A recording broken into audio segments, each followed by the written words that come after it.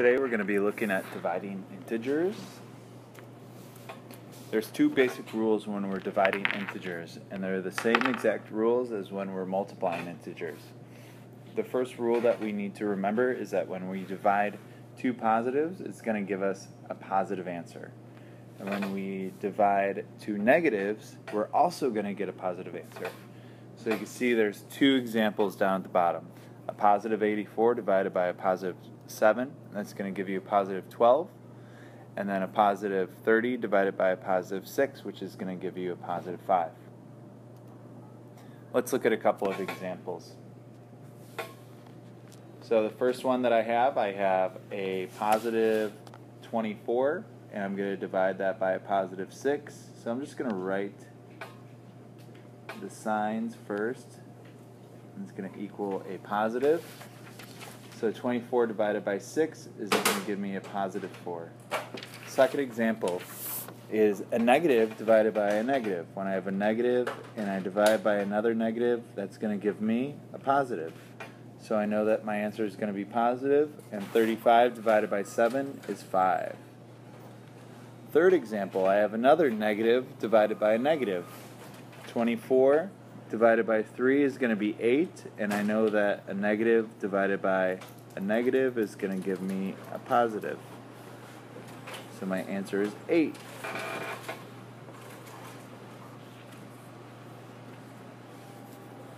Second part of our rules, when we divide negatives and positives, when I divide a negative by a positive, I'm always going to get a negative answer.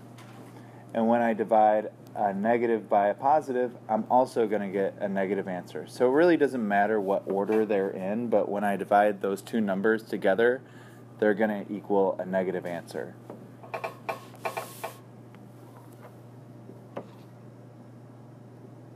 So let's look at some examples here. I have a positive 12,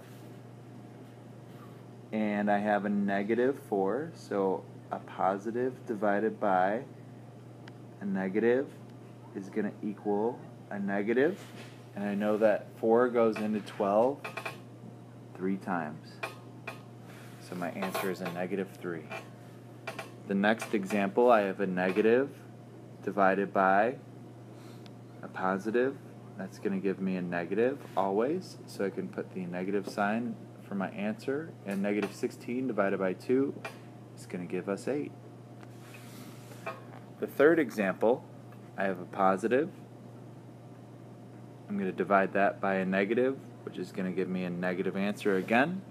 And 9 divided by a negative 3 is going to give me a negative 3.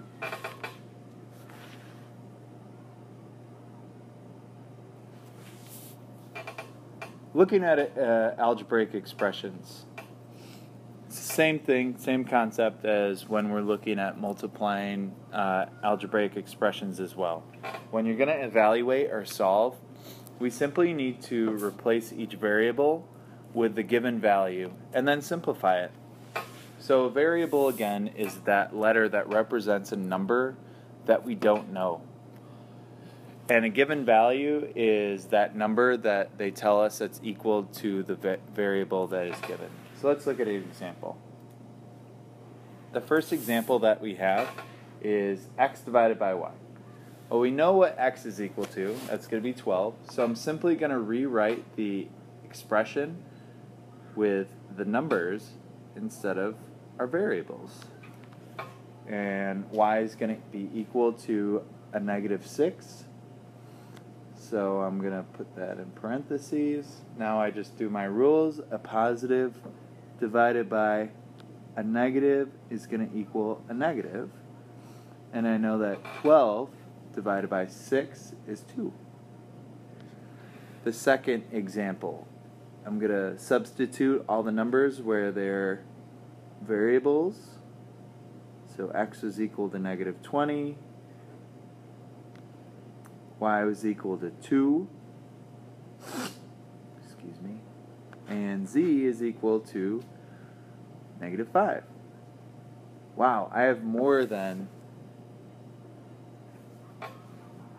2 numbers here, so I'm going to see that if I simplify, we could still figure out whether this answer is going to be positive or negative.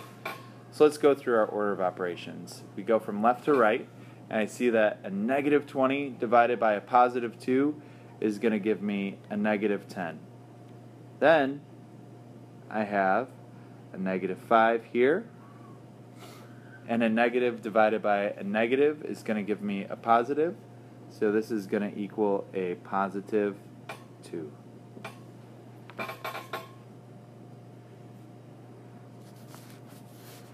So there's a little song that you can sing when you multiply or divide.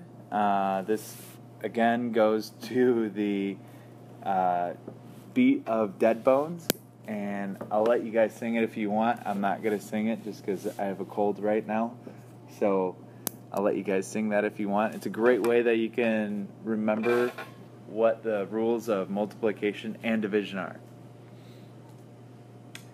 So let's just look at what the sign would be if we were looking at these problems, okay? So if I have a negative multiplied by another negative, what's it going to be? Is it going to be a positive answer, or is it going to be a negative answer? You have your answer? I got mine.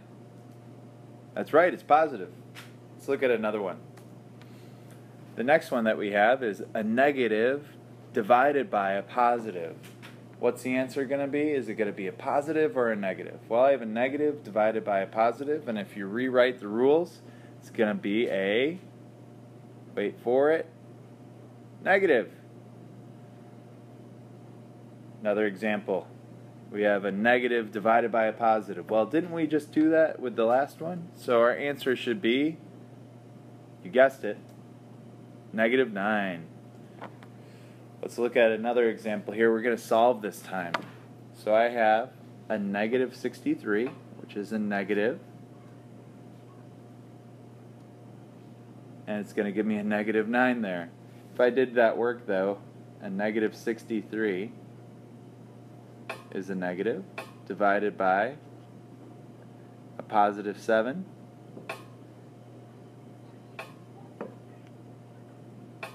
It's going to give me a negative answer. Which was that?